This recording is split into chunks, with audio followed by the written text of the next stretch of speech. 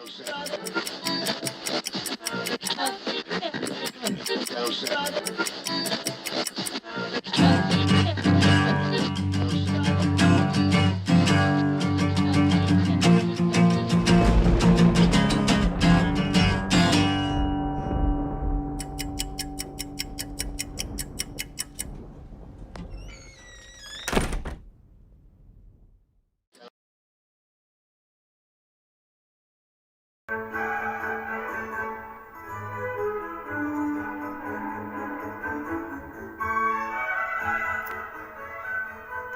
right, ladies and gentlemen, we're about to begin.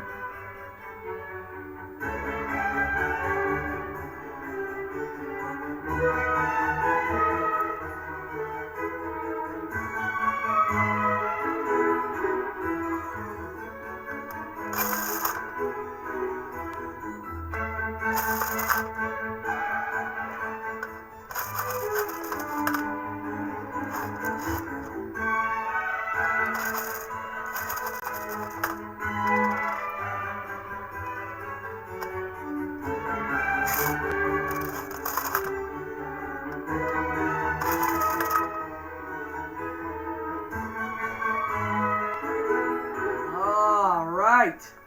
What's up, everybody? Cardone here. Here we are, evening hour. It is Sunday, the 15th, 2020, in November. How's everybody doing? All right, for Sunday night, we got a fun crowd coming on in. Come on in, everybody. Join in on the fun. Tonight's a wild card. Not sure what I'm going to talk about tonight. I have a few ideas, but I want some participation tonight.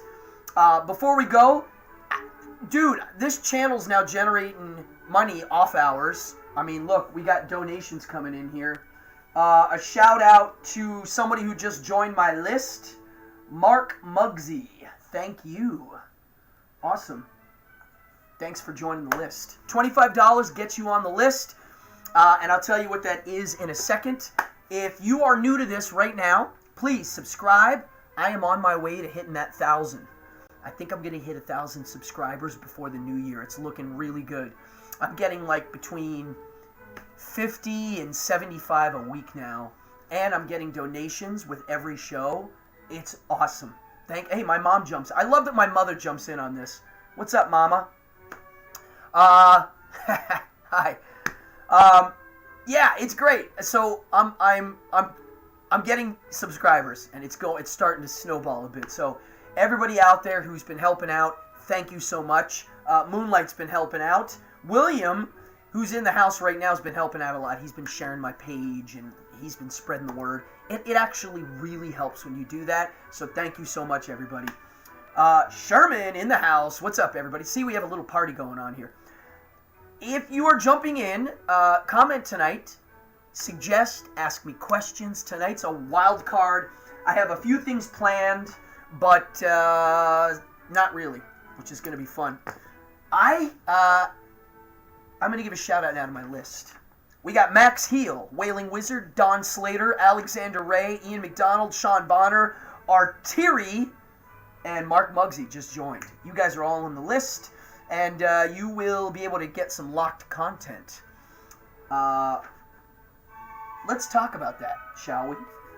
I'm working on my next slew of shows, and what is this nonsense? If you saw how many papers I have in this house, you would die.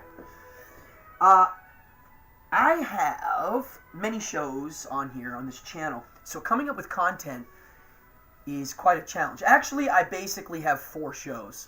One being this new show, which has got lots of different themes. I've got my Boardgasm show, which is the game. I do board games and role-playing games. I then have Behind the Devil's Curtain, which is my flagship show. That's the one that you got to check it out. There's 3 episodes up right now. And then my other one is Magic Method, and that's the one that's going to get locked. So right now, Magic Method Level 1 is on. Go watch it, because very soon it's getting locked. And I'm working on Magic Method 2 right now. So for those of you that like to practice a little bit, those of you that can take a coin and roll it across your knuckles and do a couple card tricks, and you're, whoops, see, I can't even hold one today. Let's try to do 2. If you can do a little bit of magic, you're going to freak out when you see what I'm teaching in the second one. I'm going to teach some cool stuff. A little harder. So I'm working on that now. Maybe either the end of the month or the beginning of December will be Magic Method Level 2. I'm also working on a Magic Method just on card manipulation. And I'm working on one just on prop magic. Now, I don't like a lot of prop magic except for like cups and balls and maybe a die box, which you probably don't know what that is. I'm going to have a show on what trick boxes, trick tubes. I'm going to do a magic method on just those alone. So that's one of those. That's the show I'm working on for that stuff. God, oh, here. Let me look at the camera now. I am obsessed with this incense burner. My God, I love it. And it changes colors too, look. And look, we have this guy here. This is one of those comic book ad things that I've had for many years. And this is my alarm clock. I'm going to move this over here so I can see it better. I actually use that clock a lot. Yeah, if you want tchotchke incense burners, go look up, I don't even know what this is called. It's called a backflow incense burner on Amazon. I love it. Anywho, sorry. The smoke distracted me. Now, the News Hour show, right now, the one you're watching now, on Wednesday, I've got an awesome episode planned. I actually started writing it out just because I'm basically on Wednesday going to tell you how I started in New York City 25 years ago. My very beginning. What I did and how I got to where I'm at today. A few small steps along the way. That's going to be on Wednesday. I think it's going to be called NYC Begins. And I started working on that one today. And then, Behind the Devil's Curtain. Now, this is the one that, for me, I take the most seriously at this point. I really, really, really take that one seriously because I want the content to be good. So the first episode was on my version of the tarot. The second was on my Transylvanian adventure, the Halloween special. The third one was my ventriloquist class and its relationship to necromancy. And now, if you follow me on Instagram, I posted a list of my... go to Cardone Magic and look at my stories. I just posted this list. A lot of good episodes on here. Some stuff that might be a little controversial for some. But I think the next one I'm going to do is called Nighttime Ritual. And I'm going to teach a little bit on how you can fall asleep like that. I'm going to teach my version of self-hypnosis with some other things in there. Yeah. It's going to be cool. It's called Nighttime Ritual. And we are going to talk about astral projection. Oh, it's going to be good. Now, I think it's one of those things when I do children magic classes, and I teach a lot of kids magic. I love teaching kids magic. Little kids are really good at learning things fast. So when I'm teaching them magic tricks, watching them progress, pretty cool. One of the things I always teach in my live magic class is I teach the kids how to do self-hypnosis. I love telling their parents, hey, I'm going to teach your kid how to pass out quick. Because I used it all through school so I could fall asleep pretty much anywhere I needed to. So it's a nice little trick. Tonight I'm drinking ginger tea.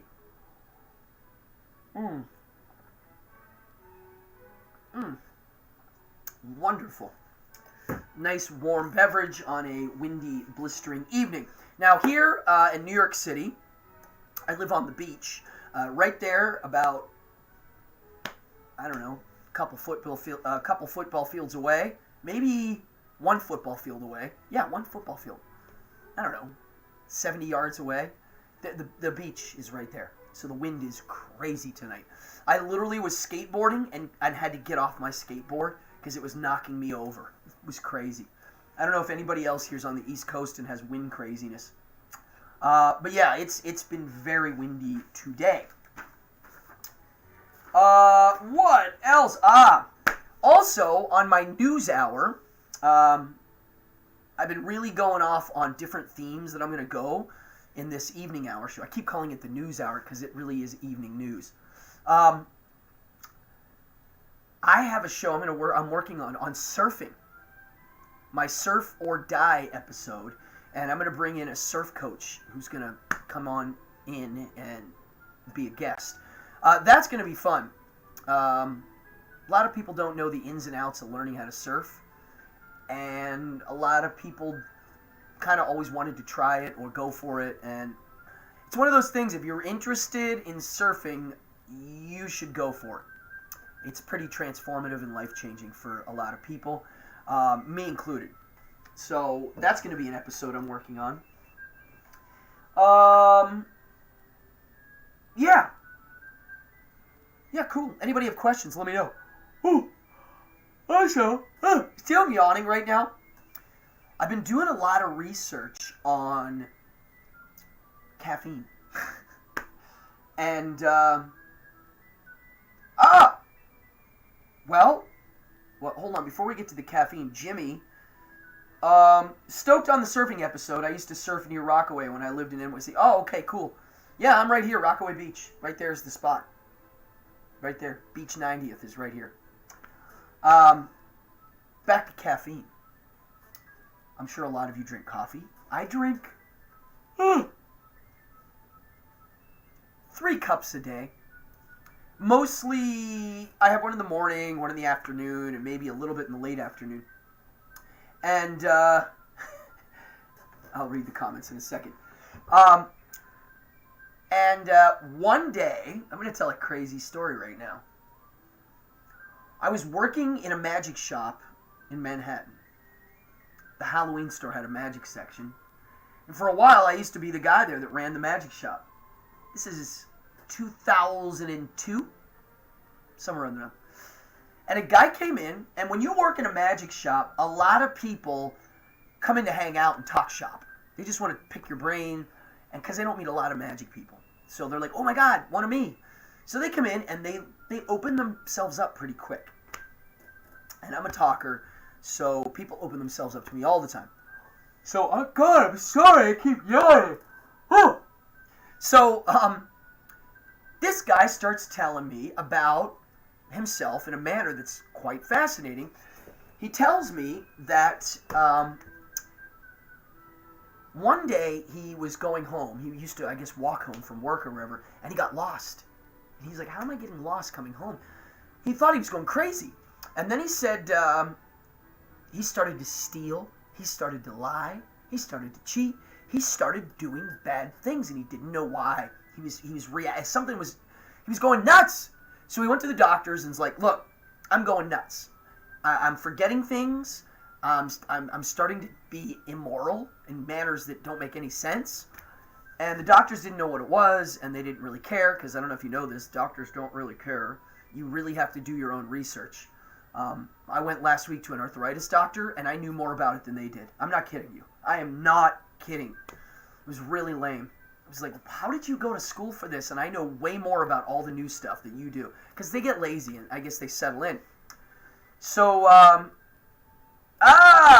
Moonlight says, drinking a cool beverage helps with yawning. Is that real? I'm just talking about yawning, and it's triggering it. So this guy is like freaking out, doesn't know what to do. So he starts doing his own research about why he's behaving the way he's behaving. And guess what he finds? He finds he might have caffeine poisoning. Caffeine poisoning! Yes! He found people with similar problems, and then he realized, oh my God, I drink like a lot of coffee, like all day, all night, all day. He was drinking it all day. Well, it was building up and causing a problem in the area of your brain that makes you do bad things. Temporal lobe? I could be wrong on that. I'm going to look that up after the show. Temporal lobe. I know if you take a hammer and go and knock on it, it actually makes people start doing bad things. If you stop and think about what that means to the ethics in theological discussions of what makes people do bad things. It's pretty wild. Anywho, there's such a thing. Oh, Amanda's in here. What's up, Amanda? What it was such a thing as what? Caffeine poisoning. Well, check it out. The guy was like, "Oh my God, I might have this." So he stopped drinking coffee, and all this, it went away like that. So I'm hearing this from a first-person source. I didn't hear it from it didn't happen to his friend. He's like, "It happened to me." And I could see the look in his eyes that it was dead serious. So then I looked it up, and yeah, that's a real deal. Caffeine, when you drink it, it doesn't wake you up. When you get sleepy, it's a buildup of this thing. I can't remember what it's called. It's something in your body that builds up and makes you sleepy. Well, caffeine blocks it. So as it's building up, it blocks it, but it's still building throughout the day. And if you drink more caffeine, it's building. Eventually this wears off, and that's where you get this, 7 p.m., 8 p.m. yawn. Yeah. Interesting, right? So if any of you drink a lot of coffee, you should check it out. I drink, I would say, moderate amount. I would like to maybe wean myself down off of it for energy purposes, because I've been very busy, and I'm curious if... Now, here's something crazy. I looked up once caffeine, how much the beverages all have, and Red Bull doesn't have that much compared to Starbucks. I think Red Bull has like 75 milligrams. Starbucks regular coffee, the small one, is like 250. It's really bad. Fallon says melatonin. I'm pretty sure melatonin is not what builds it up, but it's another thing that makes you fall asleep that your brain makes. I'm going to look it up. Yeah. No, I don't think it does. No. Godot asks, does caffeine inhibit melatonin? I don't think so. I think melatonin's something else. Yeah. So, dude, when I do my episode on nighttime ritual, you should watch it, because we're going to talk about sleeping and what it does and what it means. We're going to talk about daylight, nighttime. It's going to be pretty cool. We're going to talk about how your subconscious functions at night. I can't wait. It's the light stops melatonin production. Yeah. See this? William knows. Yeah, I really think a lot of things that we do, it's great to learn the real details, the science behind it, because it helps you understand it better, which actually helps you wean yourself off of this stuff better. When you know the science behind it, it's a little easier to grasp how to deal with it. I love the taste of coffee.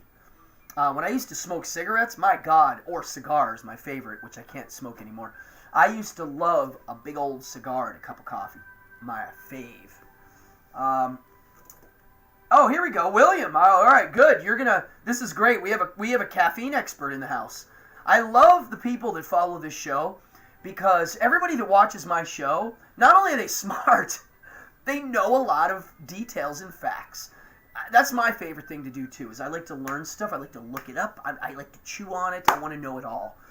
I would say my flaw is I like to find things I like and then get really deep into it, as deep as I possibly can, and then move on to the next subject. I don't like to just hit little things and run. I spend years studying and mastering one thing, which is why I have deep respect for some of the fine arts that take many years to master. Surfing is one of them. And of all the sports, that's the one that has a learning curve that's pretty awful. But the reward, bam, which fits into the Stoic philosophy of happiness comes as a symptom of a successful endeavor and you applying yourself correctly in that. Yeah, then you get the happy stuff. Rick Sherman just said, is that a beholder on your shirt? Good question.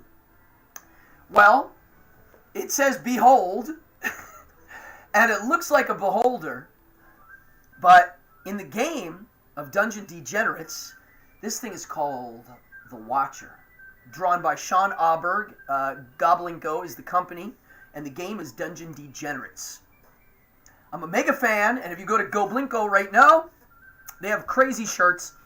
They have 4 new shirts. One's a bolt thrower homage. One has got Anton LaVey eating a hamburger. And another one is this one. And this was the one I was like, I love Sean Auberg's version of the Beholder. So yes, it's a Beholder. He just calls it the Watcher. TSR, a.k.a. Wizards of the Coast, might actually own the name Beholder. I don't know about that. Let's see here. Let's go to the comments, folks. Okay, yes. Interaction on YouTube streams is great. Ah! Thank you. Cool. Beholder's Lovecraftian in origin. I don't think so. If somebody knows this... Ah! Sean backed your game, Neon Lords. Good for you, buddy. Curiosity pays off. That's a good one. It also killed the cat. It did both. It does both. Depends how smart you are. If you're stupid and curious, you get killed. If you're smart and curious, you learn. I'm going to write that down. Hold on. I like writing things down. I'm going to talk about that on Wednesday. Actually, we're going to talk about it today. Curiosity. Bam. Stupid, get killed.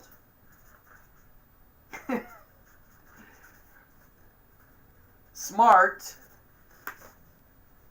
pays off. Jagudo says, eating a hamburger, what a devil. The Beholder, see? Neon Lords knows it.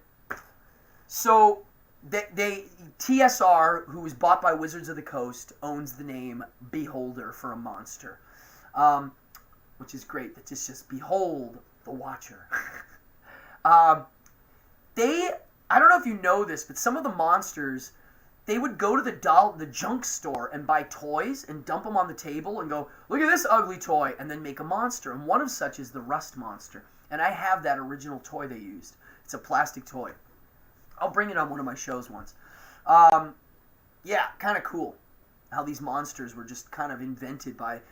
Now, there's a movie on, I think, Amazon called Eye of the Beholder, and it's about the beginnings of TSR and the artists that shaped what it is. And I highly recommend it. It's a really, really, really great documentary, and it shows you how TSR, that created Dungeons & Dragons, Gary Gygax's company, how cool it really was back then. These were some wacky, nerdy, awesome people that had no rules. They were kind of just coming out with this stuff, which is why it's awesome.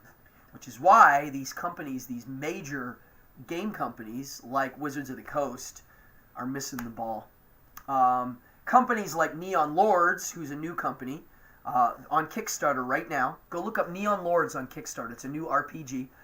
Companies like Goblinko, companies like even Mantic, who's, some of these, they're big companies now, but they're still mom and pop.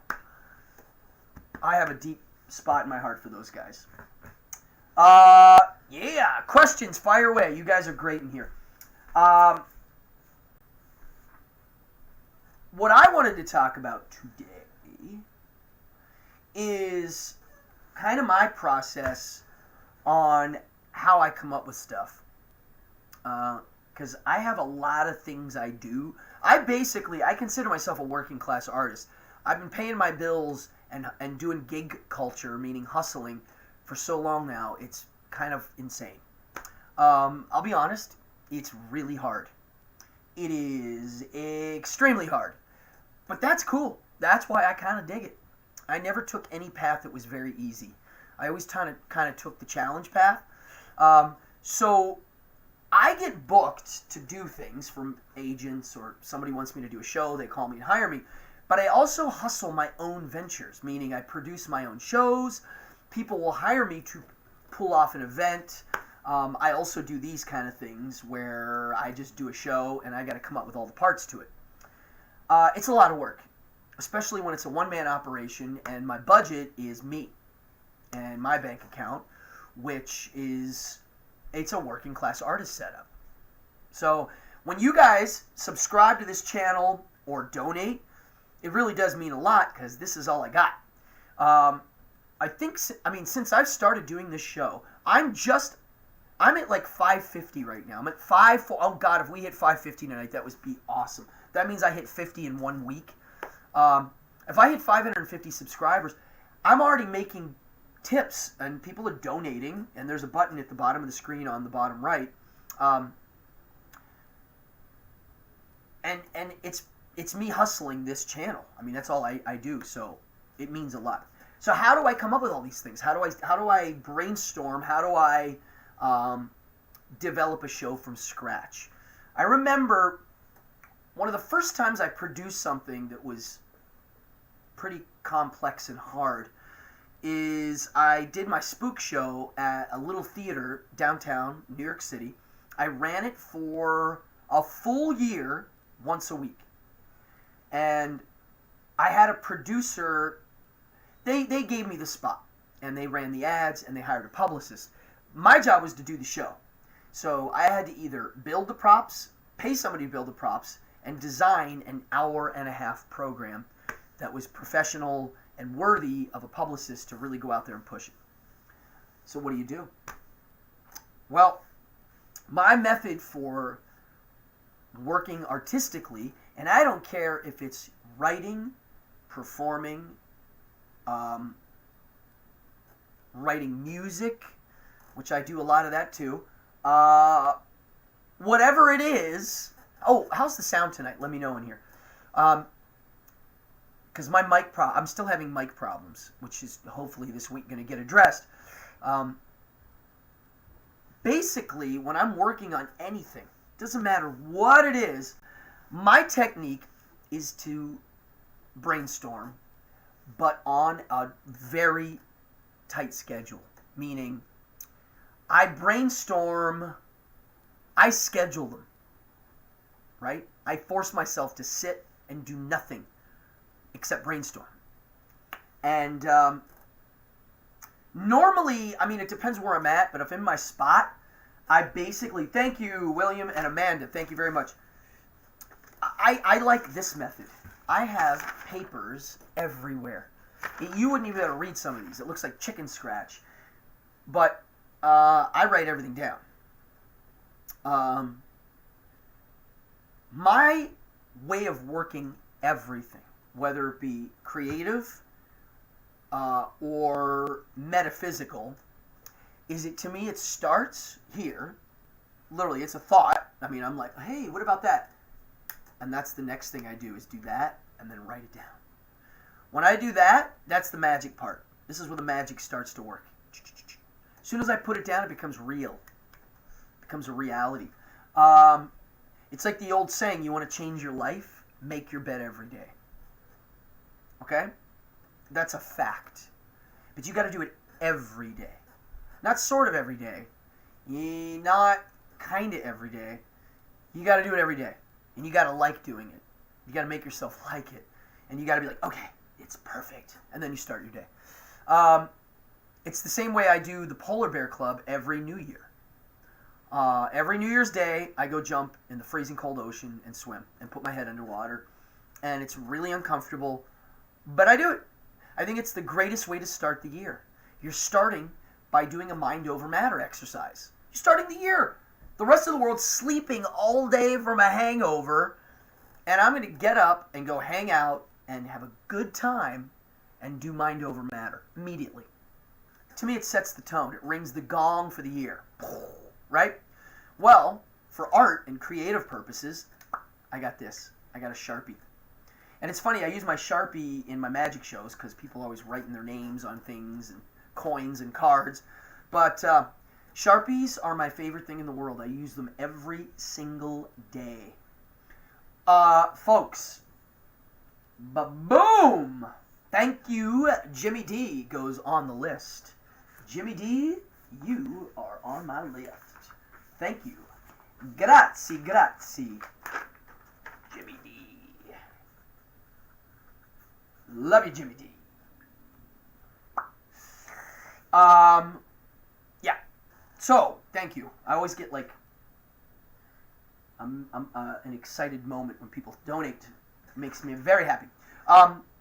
So yeah, Sharpie marker. Like if people say, I remember a magician had a joke. The modern day magic wand is the Sharpie, because every magician has one. They really, if you don't have a Sharpie, you're probably not doing magic. I mean, you need to write things down, and this is the greatest marker to do it. I use this for so many things, it's ridiculous. And when I write an idea down, it starts it moving. So I schedule my, now where I'm at today, which is I'm running this YouTube channel. I'm doing 3 a week of this show, of different shows. I do a few Facebook Lives and a few Instagram Lives, and I'm trying to pull those guys over to this channel because this is way more fun. Ooh, someone's talking about fire walking. We'll talk here. I'm going to write that down. Hold on. See, I write everything down. Fire walk. Here, let me write this down. I basically, because of the amount of creative projects I am involved in right now, I'm working on this. Okay, that's going to be on Kickstarter on Black Friday. Yes, officially endorsed by the Church of Satan. Live on Kickstarter, Black Friday. We have satanic playing cards. Hey, Fallon's in the house. Fallon just donated. You were on the list. Thank you, Fallon. Amazing.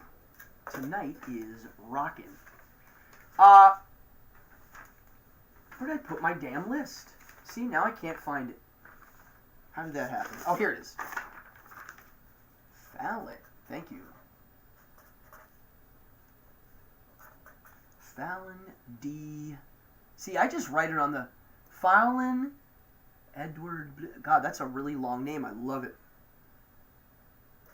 So, let me go back here. Wow, I'm just writing things down now. See, I'm implementing things by keeping track. What were we talking about? Oh, yeah, my brainstorming. So the amount of creative projects I'm doing, it's a little ridiculous. I got the Kickstarter. I'm running these. I am working on a New Year's Eve live event right now that's going to be like a dinner event, a fancy little dinner out here at Rockaway. And I'm working on a book and music. I mean, it's like nonstop, and posters and stuff. So here's my process. I wake up every day at 7:30 in the morning. I make my bed, and then I start. Okay, so I have 2 things I do in the morning. One is my brainstorming session, and 2 is my master's degree that I'm doing on my own. It's called Cardone University. That's me. I run my own university. And I'm getting a master's in ancient philosophy. And I'm the professor. And, the internet, me, and the books all working together. And lecture series on YouTube. I do that usually first. So I read a bunch, I sit, and I literally just think for, I don't know, anywhere from 30 minutes to 2 hours. And I'm not kidding. I sit and I go over what I just learned. I do research, I look it up online, anything I don't understand, new words that I don't know, history of the situation of where these philosophers, what they were dealing with. I do that, and I start writing my own ideas. I start comparing and contrasting my own crap and formulating my own opinion. After I do that, I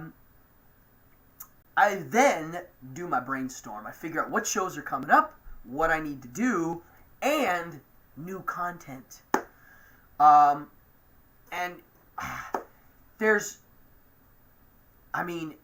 Honestly, there's no other way to do it except sitting and thinking.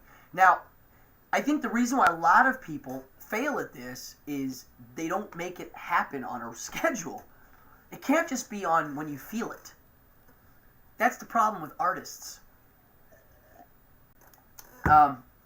Artists, from what I'm gathering from my philosophy and studying some neuroscience here, because neuroscience and philosophy go right hand to hand. The artist, I know there's more brains in our head and processes, but I'm I'm not a scientist or a neuroscientist. I'm an amateur learning this. But we got the lizard brain, the limbic cortex, and the neocortex. The lizard is literally our caveman brain, or pre-caveman. It's fight, F word, or flee. It's those three things. It's really like a very simple thing that happens. It's also the thing that happens when you first meet somebody for the first time. The tribal stuff kicks in quick there. It's like there's a reaction, and then it goes to the limbic cortex. Most people live in the lizard or limbic. Limbic is the early mammal brain. It's nicer. It's got the nurture. It's got the love in there, right?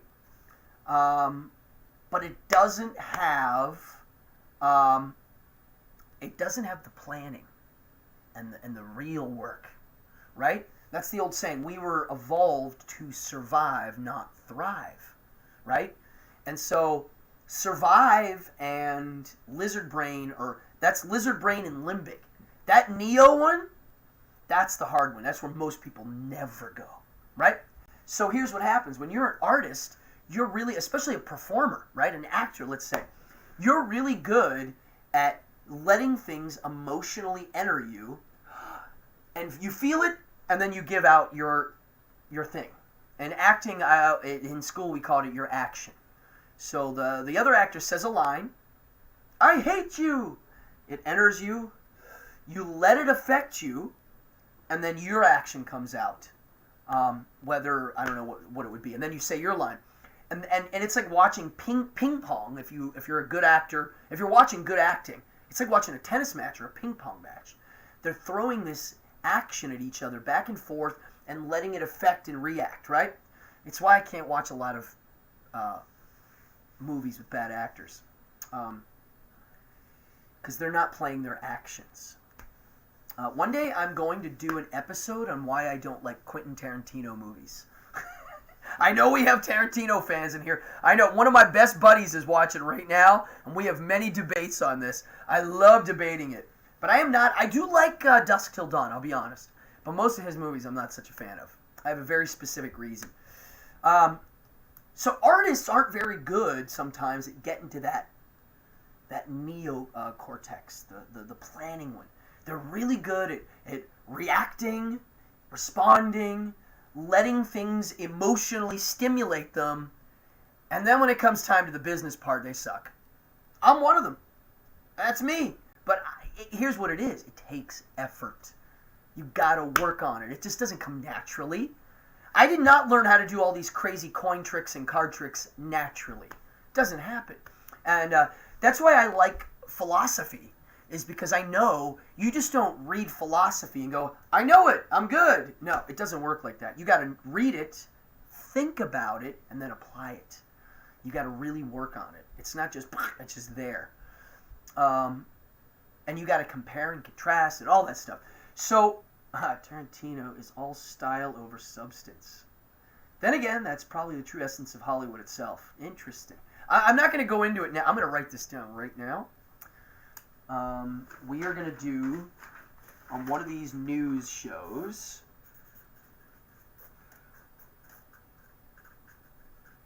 why I don't like Tarantino movies. Yeah, alright. It'll be fun. It'll be fun to watch people commenting on why they disagree. I like to debate and dissect. As I get older, I realize I'm in a minority. A lot of people don't like it.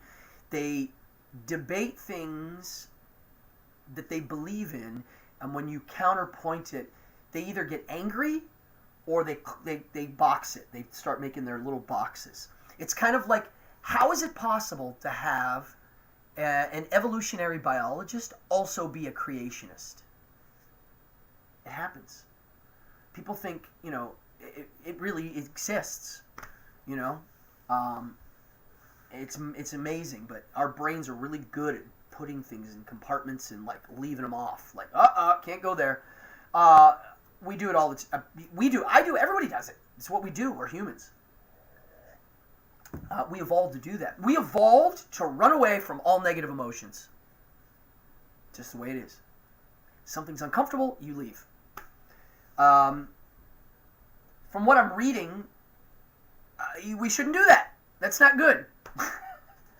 We should understand it. Aha! See, we're starting already. Rick Sherman says, everybody's entitled to their opinion, but yours is wrong. I love you, Rick. See, I've already hit the wire. I love the comments. Yeah, that's gonna be a good episode. I can't wait. Now, I haven't seen all of his films. I've seen a lot of them, but I haven't seen them all. I've tried watching a few and stopped them. But anywho, so my process is what I was just going to talk about. It just kind of naturally happened. And on Wednesday, I will bring it up again. Whew. Wednesday, I'll bring up again my process of brainstorming, because that is where my whole life began in New York City. And that's going to be on Wednesday. If you like hearing about how the genesis of things happen, I think a lot of you who are watching, you'll really like the episode, because I started with nothing. I mean, I had a trunk, which is in the other room. I still have it, filled with some junk, and I didn't have a job. I just got off a Shakespeare festival, and I had this much money saved, and it was gone in a month. So I'm going to tell the story of how I kind of whipped it into shape and made some actions. Yeah, we have people in here going off on the Tarantinos. I'll probably, in the Tarantino, I'll bring up another couple other directors that are hailed as wonderful that I think are. Another thing I don't like revisionist history kind of stories where they change history. You know, I don't. They make me sad, because it reminds me of the real story and how many people were hurt, which is another reason why that newer Tarantino movie irked me. Yeah, there's a lot of sad stuff that gets kind of played with that I'm like, for what reason? Anyway, enough of that. I do like talking about my process, because it helps me learn my own process and make it better. Whenever you teach, I'm sure some of you out there are teachers. I know we have teachers in here. A lot of teachers, Tarantino also copies other movies a little too close to home. A lot of teachers, you realize when you're teaching of what you don't know and what you do know, and it makes you really relearn your own stuff, which is why magicians that teach magic really learn how to break it up and make their own magic better. Somebody, Godot.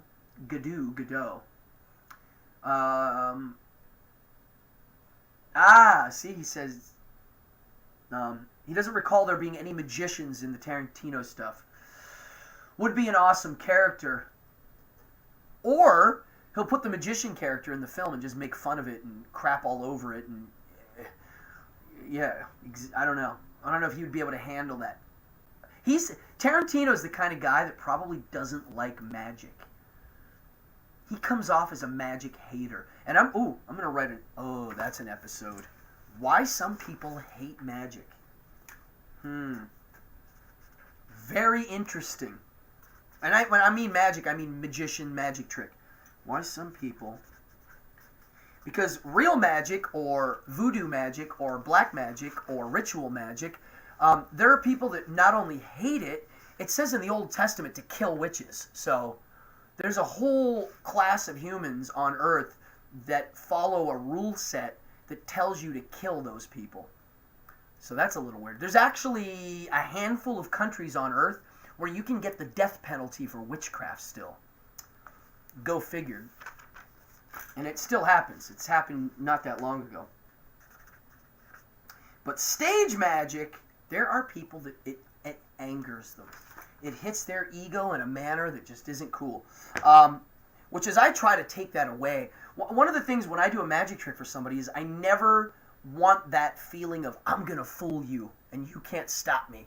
I hate that. I want it to be fun and just a moment of wonder, and I want them to not care how it works. I mean, it's fine if they really want to know the secret. You can go look up pretty much any magic secret if you want to put the time in, but why bother, you know? If I wasn't a magician, I wouldn't want to know most of these things. Yeah, kind of ruins it. But there are those that their ego refuses to be fooled, and they have to look it up.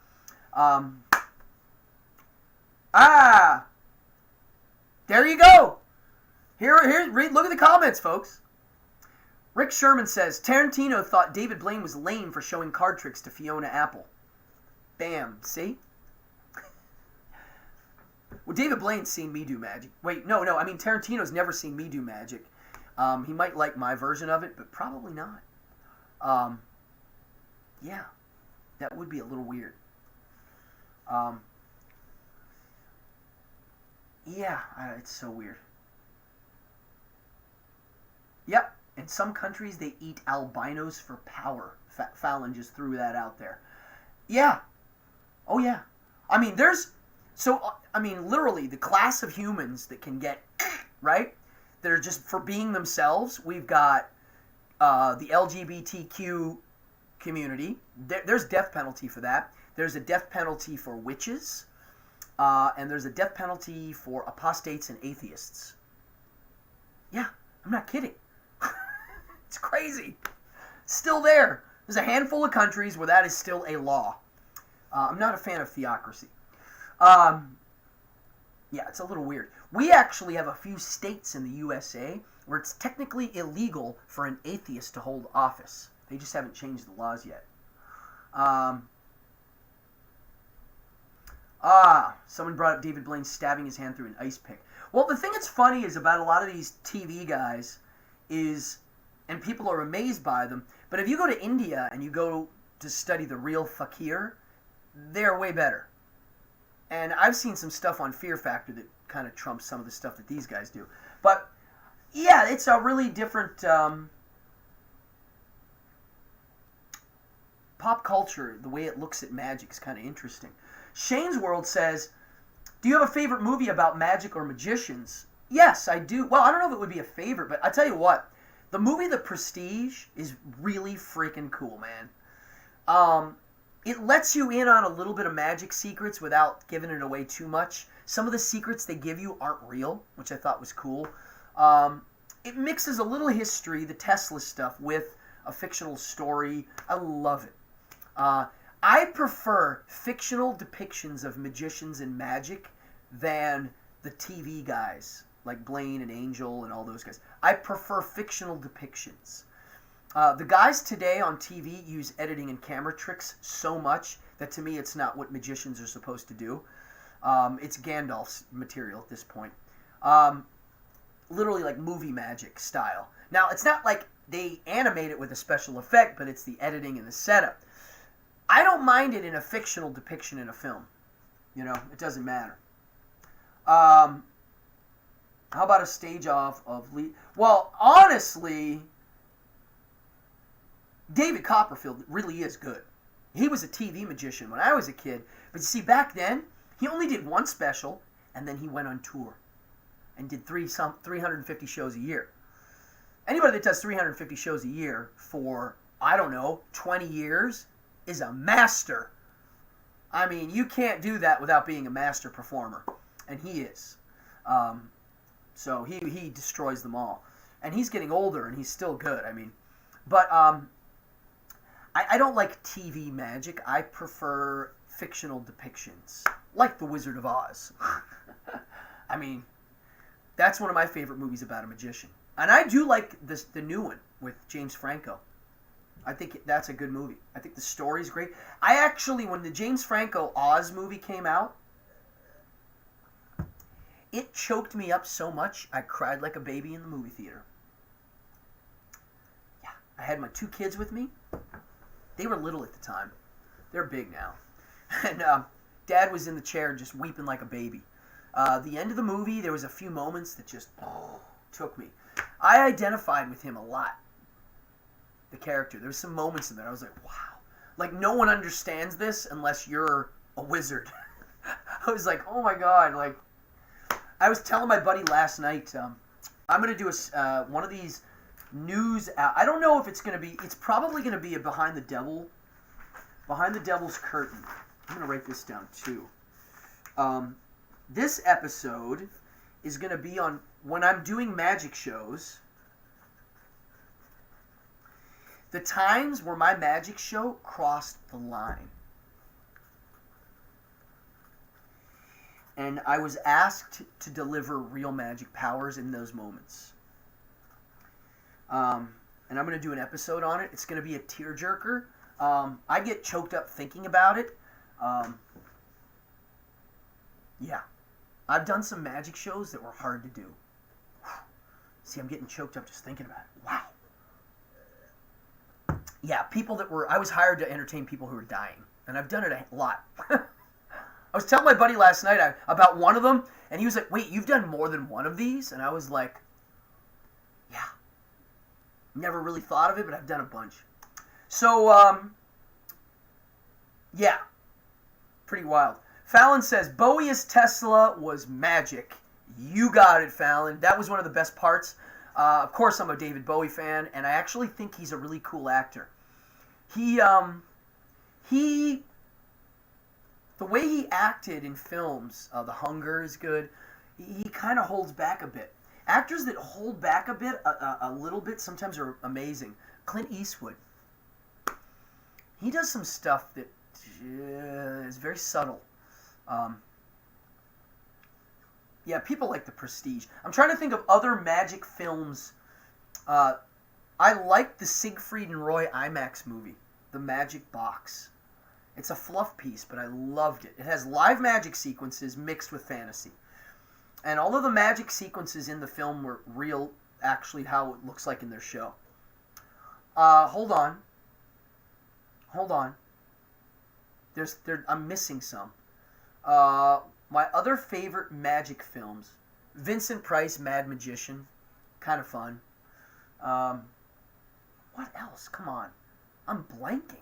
Come on, folks. What other magician movies are there? It's not that many. Tony Curtis, Houdini. Pretty good. Weird ending. God, they kill him at the end. On stage? Imagine making a movie 20 years... Like, let's just say 20 years after Doug Henning passed away. I think Doug Henning passed away in the early 90s. Imagine now they made a movie, a major Hollywood movie, that had Doug Henning dying on stage. Crazy. That would never happen. But that's the Tony Curtis movie. They just gave it that end. It's kind of weird. Oh, The Illusionist! Excellent film. Another really beautiful film. Yeah, I forgot about that. I haven't seen it in a while, and I forget a lot of details. I'm going to watch it again.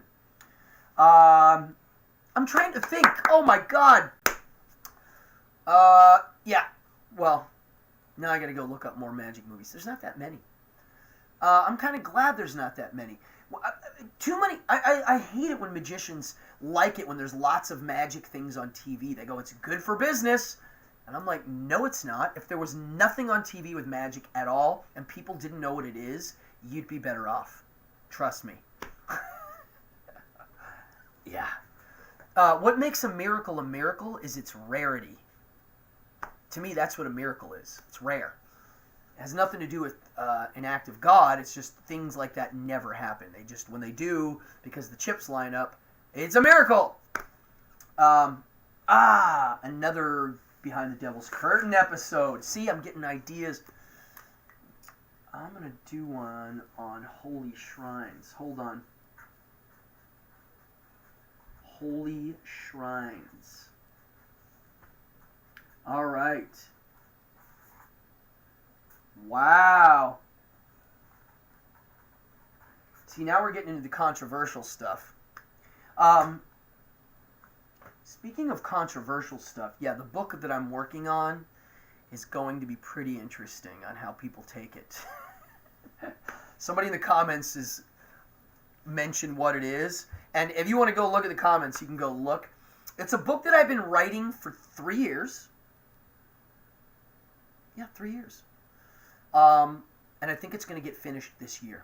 I started really crunching it down.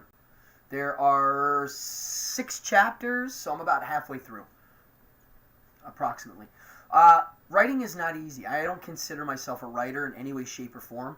I've written things before, but I don't think of myself as a writer. Songwriter, yeah, that I got. I got that down. Writing a book, whoa. Now, it's not going to be a book like that. It's going to be, I don't know how many pages. Yeah. Cool. Anybody have questions, fire away. You guys are a great group tonight. If you're just jumping into this, please go to that subscription and hit that subscribe button. If you look, it's really easy now. It's just like right below the screen, and Windows 10 crashes at least once a week. Yeah, dude, the computer crashing thing and me. I was trying to explain to my tech guru who helps me what it feels like performing, doing what I'm doing right now. It's very hard to explain. I said, okay, so when I do my live gig, like at a nightclub or a private event or wherever, it would be like me running out on stage and be like, yo, what's up, and doing my show, and kind of worried that at any minute my feet were going to fall off. That's what it feels like doing this. At any minute, one of my applications could go whack, and the whole thing is off. I hate that feeling. I guess I got to just not worry about it and just go with the flow. So if you're watching this show a lot and I ever go off, be patient. I'll log on. And if that doesn't work, I jump over to Instagram. My Instagram is Cardone Magic. And I do a live thing there once in a while. The format there is very weird. It's this long, weird format. And if you're new to this, please subscribe. Guys, the donations tonight were awesome already. And and I'm getting donations offline, meaning after I post the shows up and people are watching them, they're coming in too during the day. It's quite shocking and quite flattering, and I'm very humbled by the response and the people that are helping me pull this off. I thank you. And my Kickstarter, that's not even up yet. It's getting there. I got 2 weeks. I got all this week. I'm going to shoot the video and then post it next week, and that's it. The people that have been helping for that too, thank you. Really. Oh, yeah, hey. Guys, anybody that's like, I can't tip, no job, listen, I get it. We are living in the weirdest world we could possibly, like that, our lives changed, folks. Like that. We're going to look back 20 years from now and be like, remember that moment when it changed? It happened. So I get it. The best thing you guys can do is just hit that subscribe button and tell your pals. That to me means the world. When you subscribe and support the show, literally, that is the primo of preems. The donating, hey, that helps too. That helps pay for the show. I'm literally now, you're the donors paying for the show, so everybody, yes, so Neon Lords just said dice trays. I do sell dice trays. I usually don't advertise them on this show. I do it on my Boardgasm show, but I make awesome dice trays for role-playing gamers and board gamers. I make dice trays that I always wanted and never saw at a convention. I see lots of nice wooden ones. I see lots of nice, what do you call it? Dice towers. But I wanted a dice tray that looked organic. I wanted it to look like chaos. I wanted it to look like a swamp. So I hand make them, hand paint them, and they're all different. So, someone just got a, I have a robot on here that does censor these things, which is hilarious. I had to do that because we do have certain families, even though I do push the envelope here. Here's the way I look at material. Because people always ask me if kids can watch my shows. Because I live a wild life. But I also perform for kids. I teach kids. I'm a parent. I don't hide anything from my kids. Anything that I do or like, I pretty much include them. and have my whole life. I don't hide anything. I explain it. I teach it. I educate them. Whether it be monster movies or sharpening knives and shooting guns. I've always been that guy to be like, you know what? We're going to learn about this in absolute detail so that you're educated. I like it that way. So I have it set so that some of the swear words... swearing to me is cool, but the algorithm for YouTube, it's not cool. It's a little weird how YouTube works, and I'm trying to learn all of these crazy algorithms. Like, for instance, whenever you are doing a show, it asks you if it's for kids or not, and basically you have to put no, even if it is kid-friendly. Because if you put yes, and like, I don't know, this might be a problem now, this shirt, just because it's horrific. I don't know. It's getting to be really weird with the censorship stuff. So I'm playing it cool on here with the chatting. And I perform all the time, so I know how to go and hit a button and make myself not swear. I do like to swear in my own free time, but I hit the button when I'm not in my own free time, when I'm on here publicly. So if you have kids, man, you can always bring them in these shows. I keep it pretty clean. I mean, yes. Thank you, brother. Neon Lords is helping me push my dice trays. Grazie, grazie. Well, we've hit the hour mark. Occasionally these go a little longer, but I've been talking nonstop for an hour. And yeah, thank you, Sean. I'm in gig culture now. I bring in money from all sorts of weird little facets right now. Teaching online, performing online, and I am getting live gigs. It's just not as many. Yeah, it's a weird world. We are living in the weirdest time I can ever think of. Politically, just our way we live. It's a little crazy. One of the things that blows my mind is how addicted people are to dopamine blasts from their phone. It's pretty bad. It might be worse than a hard drug addiction. And the reason is because quitting hard drugs, let's say a cocaine addiction, it's not tied into how you communicate with people. I mean, it might be how you communicate with your cocaine buddies, but not how you communicate with your friends and family.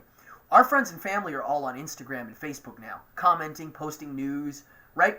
So quitting that is really hard to do, especially if you're checking it all the time, because you're getting these little blasts. We're living in a weird world. Our food has become different things now. And I'm trying to live it and adapt it and be healthy about it, and I'm sure most of you are too. So, yeah, we got to stay on top of this stuff, which is what this show is. William just said, I'd like a custom dice tray to hold my wallet and keys and... Okay. It's funny that you say that, Dragon, Vampire, Devil. Okay, so I have a lot of dice trays. I make them for people. Sometimes people say, hey, your dice tray became where I put my money at the end of the night. Or, you know, people use them for weird things. I use them mostly for rolling dice, and I do have a few that I use for other things. I have some that I made small ones for rolling dice. They're like cups. I have a massive dice tray right here that you can't see. Wow, we had a great time tonight, man. Again, I'm averaging at least on these news hours a nice, solid live watch. On my Behind the Devil's Curtain, I'm getting a really large live audience. And same with my magic methods. It's amazing. I've just started. I've only been doing this thing for like a month, and it's already really hitting hard. So I'm going to bow out. I'm going to play my outro. I'm going to play, and I'm going to plop up there my Kickstarter. And so what I need everybody here to do is, if you ain't a subscriber, hit that subscribe, hit the like, hit the notify button, and then go check out satanicplayingcards.com. It's the most diabolical deck of cards ever. fully endorsed by the Church of Satan, and it's going to be awesome. So go there, sign up on the mailing list, and you'll be the first to know any info coming up on the actual Kickstarter. It's coming soon, folks. Thank you, William, for being a big supporter. Thank you, Fallon. Dude, guys, tonight today Mark Muggsy became a member of the list. Jimmy in the house. Nice fat donation. Thank you, everybody. And Fallon, wow. I am flattered by the donations. I'm flattered the fact I got 50 in a week subscribers. And I'm flattered that we got all these people in here supporting the cause. Yeah. From the bottom of my heart, thank you. And I hope your week is awesome. Don't treat Mondays like Mondays. Everybody treats their Monday like it's an awful day to start the week. Look forward to it. I'm actually excited to get up and start cracking on my week. So, and make your bed. If you make your bed, you'll change your life. Folks, I'm Cardone. This has been my evening hour, and I hope you have an awesome night. You guys rule. Thank you. Check it out.